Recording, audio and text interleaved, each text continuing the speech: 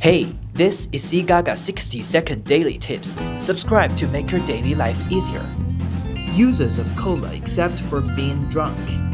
Cola can be used to clean overcooked fry pan. Pour a bottle of cola into the burnt fry pan and boil it. The burnt food residue can then be removed. If you find the color of your hair too heavy after a hair dye, washing your hair with cola can help shallow the color. Pour some cola into a kettle and place it there for 1 day. Then the lime scale in the kettle can be easily removed. Cola can also be used to clean toilet, owing to its acidic component. By mixing 1 portion of ketchup with a same amount of cola, you can make tasty barbecue sauce. Brush the sauce on the surface of the meat and start to barbecue. You'll soon enjoy mouth-watering food. Nothing for something to eat? Haha, yeah. Cola can actually be used to make a dish called cola chicken. Want to know how to prepare the dish? Watch our next week video. Thanks for watching. Subscribe us for more tips.